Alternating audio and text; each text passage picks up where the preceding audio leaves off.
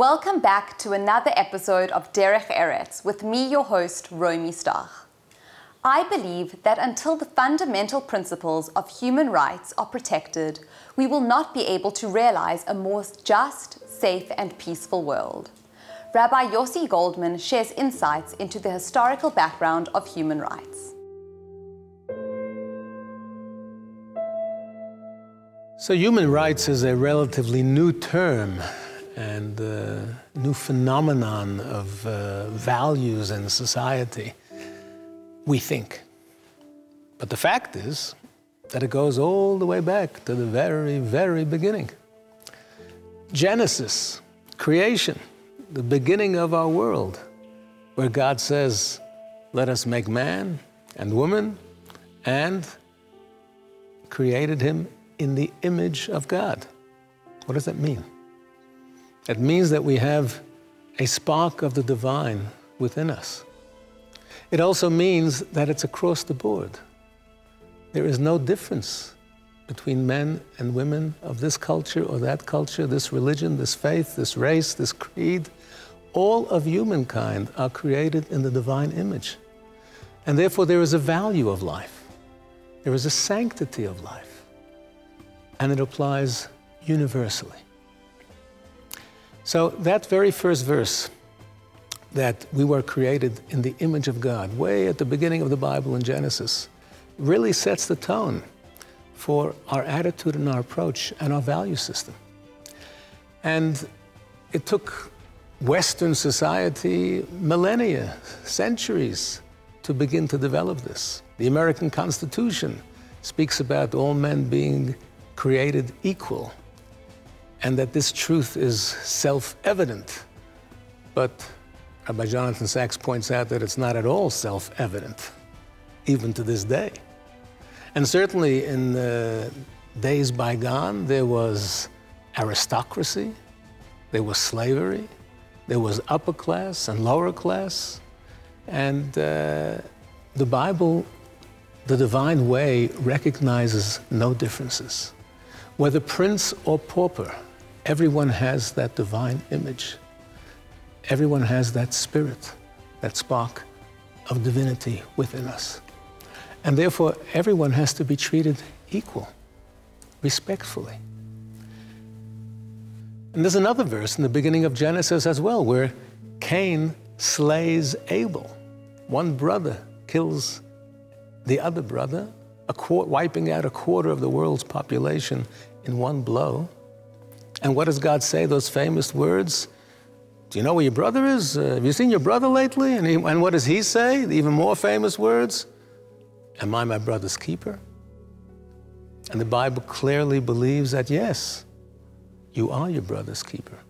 We are our brothers and sisters' keepers, and we are responsible for one another.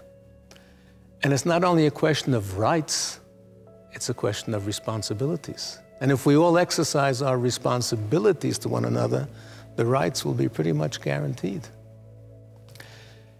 In the Bible, it goes even beyond that. From our Jewish perspective in particular, not only was this told to an individual, but it was told to our people. In Exodus, we're told that the purpose of the Exodus is not just to be politically free, to be all dressed up and nowhere to go, to wander around about the wilderness. The purpose of political freedom, of the emancipation from Egypt, was so that we could live a moral life, that we could be partners with God in creation, in developing a better world for all of humankind. And we are told to become a kingdom of priests and a holy nation, meaning that a nation is given the responsibility to be ambassadors, to have this value system and to try and teach it to everybody, that yes, we are responsible for one another, and we are concerned, and we need to be compassionate, and we need to fight for justice, and we need to care for every single individual, irrespective of their background. The inherent dignity and sanctity of every human being comes from God, because we are created in His image. And that is something which is an ancient calling, an ancient responsibility that devolves upon every single human being. If every person, if every individual, if every movement believed that every human being is created in the image of God and therefore has inherent value, there would never have arisen a Nazi Germany or an apartheid South Africa, and we wouldn't be suffering from the scourge of terrorism today.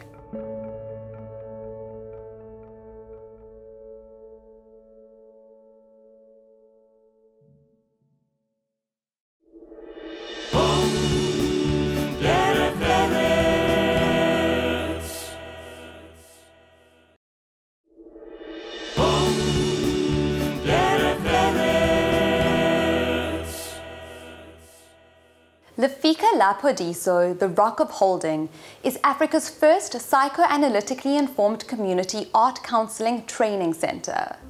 Their mission is to provide safe spaces in which creativity and containment nourish emotional development and strengthen relationships. Founder Dr. Haley Berman shares her story.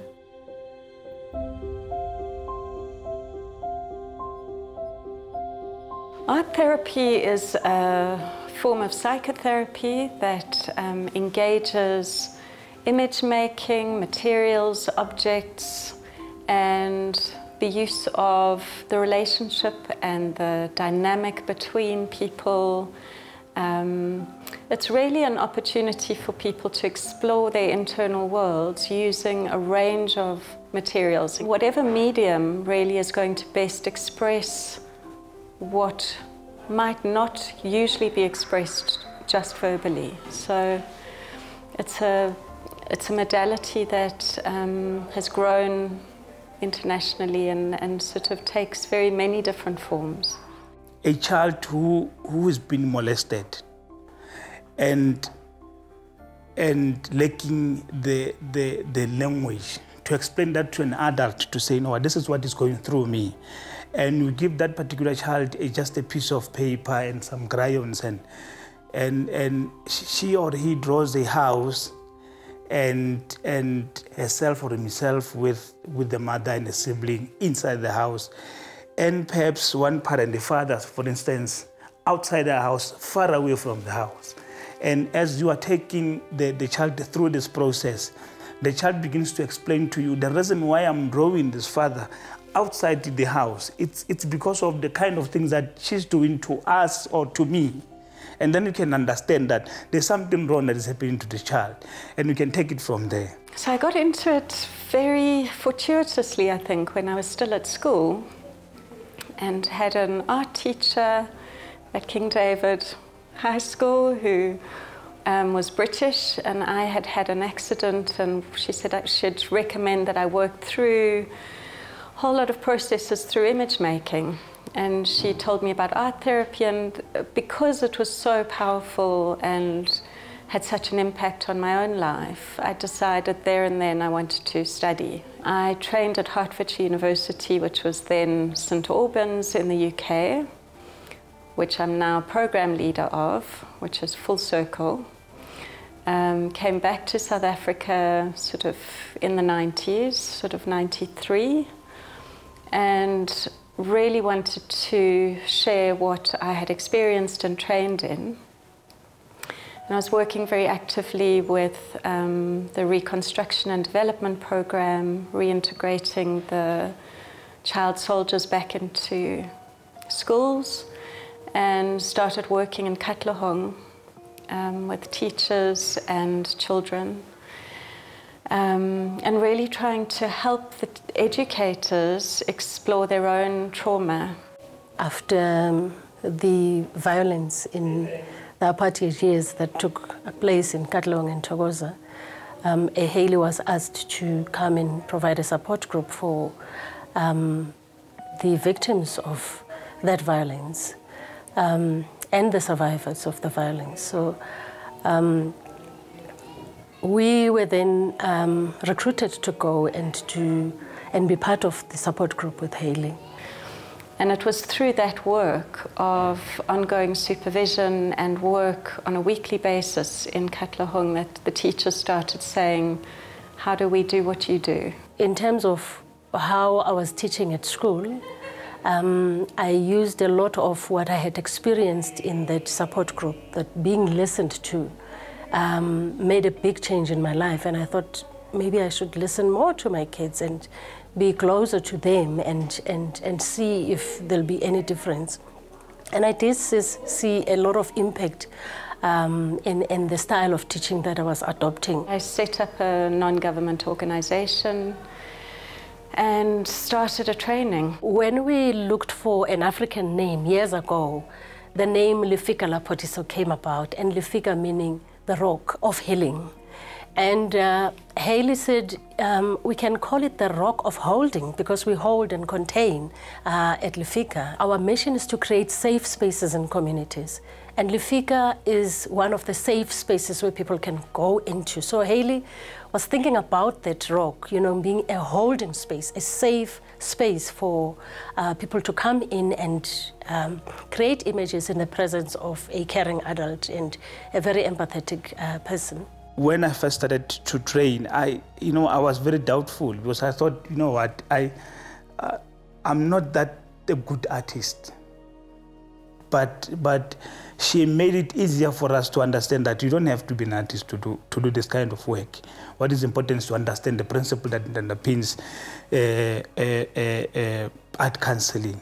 And she took us from that point to where we are today. The program is based on the master's training that I did. So it's really an experiential training where it's very much about the individual's personal growth process during the training of learning how to facilitate a group by being in a group, using art materials and being on placement. So every student at Lefika has to set up their own placement in an under-resourced area to address the under-resourced nature of mental health care in this country and the levels of trauma. I started working at Lefika as a facilitator, and I was working in the open studio program. Then I started working at a prison. There's a prison called Lueko. I was working for an organization called Young in Prison. So I was working at a juvenile center. These are like offenders, and some of them, they feel like when they're in that space, they feel that they'll tell you that there's torture. There's all sorts of things happening there, and they need a safe space whereby they are able to speak about that. So the people that come to train have often come with their own really difficult pasts and histories, but also have a real commitment to community engagement and using the arts as a way of healing. And the reality, and certainly a few years ago when I was doing my doctorate and researching it, I think it was something like 1 therapist to 10,000 children was the ratio of availability of therapists to the need. And you know, that's the approach at Lefika, is really about training within a large group. So the group would be about 24, so that they can work in large groups in order to be able to work effectively and have a larger reach in terms of who has access to therapy. It's also economically more viable to work in groups than individually. In the early years, I saw Haley as the facilitator. That's how it started. She was a facilitator, and it grew into her being a mentor after training. And she then became a co-facilitator because there was a time when I facilitated some groups with her. And she continued mentoring me, and I ended up seeing her as a sister and as a present mother, a person who's always there, to give support. And I always see her as that.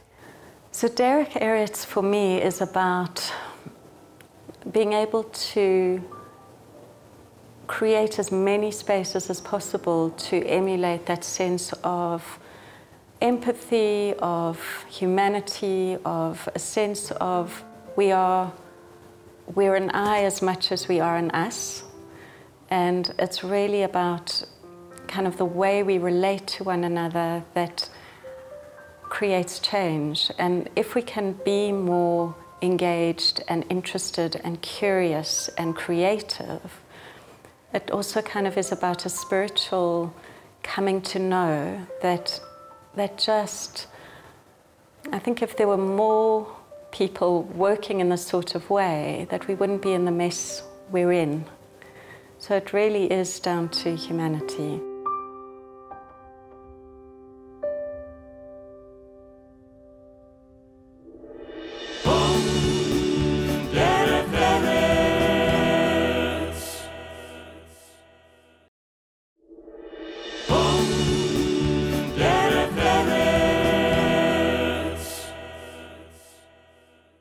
Jewish Community Services administers the needs of vulnerable individuals and families in crisis within Cape Town's Jewish community. What makes the organization unique among charitable bodies is that its focus is on the welfare needs of an entire community rather than any one segment, such as the indigent, the young, or the chronically ill.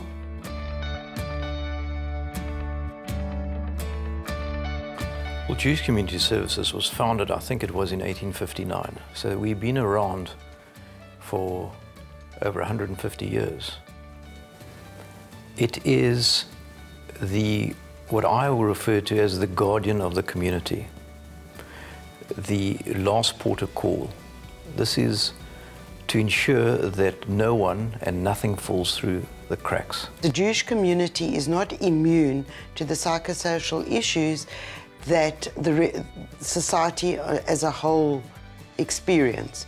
The problem with our community is we're inclined to sweep a lot of these issues under the carpet, where the result is that there's lack of knowledge, and with lack of knowledge, it makes it very difficult for us to implement change.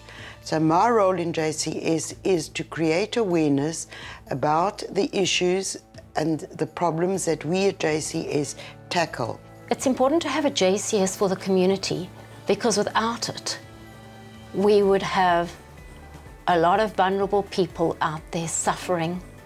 Jewish Community Services is funded by the community, the UJC. We rely on the donations that we receive. If we never had an infrastructure like this, we wouldn't be able to give the support to the community that they needed, be it for material, be it for psychological, be it for unemployed, and they cannot afford to put food on their table. Who would these people turn to in the community? Who would assist them? We have a team of 5 social workers. Renee is the senior social worker, and she does the intake, which is the first port of call when somebody comes to the organization. It is very important to have social workers working in the community, because there are many individuals and families who are vulnerable and in need of our services on various levels. There are a multitude of problems. There are psychiatric problems, family conflict, people in conflict with the law. There are children who could potentially be in need of care and protection. We have marital problems and many other problems as well. So some of the social workers specialize more in older persons, or they're more knowledgeable and more experienced in psychiatric matters. Some of the social workers have extensive experience in childcare and child protection, family matters.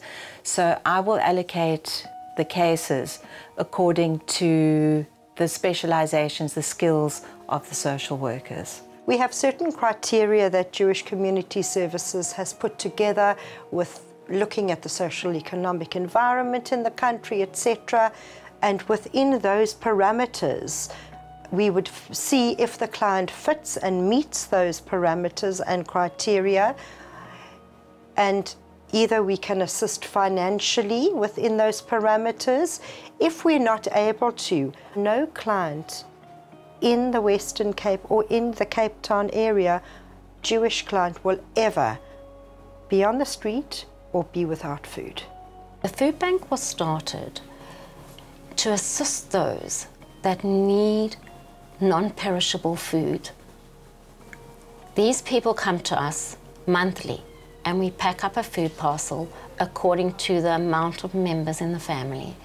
We have about 150 food parcels that go out a month. That is an indication of what is going on in the community. If you take the Cape Town community of roughly 15 to 16,000 people, we probably look after 10% of the community, which is a significant number. And it's probably in the region of 450 to 500 families. That has more or less remained constant throughout, but that is not a fixed number. We are constantly exposed to the economic challenges that occur within Cape Town and the impact that it has on our Jewish community. For any person, any Jewish person, to come with their cap in their hand to ask for financial assistance is very hard on them. There is so much emotion and feeling of I haven't succeeded, that there's a certain way that you do need to speak to clients, and you either have the empathy and the passion and the caring for the community, which I think we all do in working for Jewish Community Services. That's why we're in it, because of our love for our fellow Jewish community. What drives me as chairman of this organization and drives me every day relentlessly to make sure that everybody is looked after according to our ability and that no one falls through the cracks, is that my brother and I were a product of welfare to an extent. We were on remission in Herzliya School. I was very fortunate to get a scholarship when I went to law school. But I know what it's like not to have. I know what it's like to be on remission. And I know what it's like to struggle. And I've been very fortunate. And I'm very fortunate that I can give back financially and also give back of my time. The Derech Eretz of JCS is one of incredible values. Values that are made up of ethics, honesty, integrity, compassion, patience, which I think plays an incredible role. Assisting, support, being there for the community, paving the way to a more positive path, to assist those in need, to try uplift them and give them the tools that they require to help them to have a more fulfilled lifestyle. Statesman and former president of South Africa, Nelson Mandela, said, "To deny people their human rights is to challenge their very humanity." We would love you to be part of the conversation, so share your views and stories on our Facebook page at Spirit Sister Productions Network. From me, Romy Stach, and the Derech Eretz team, endeavour to support those who struggle to gain their rights or keep them.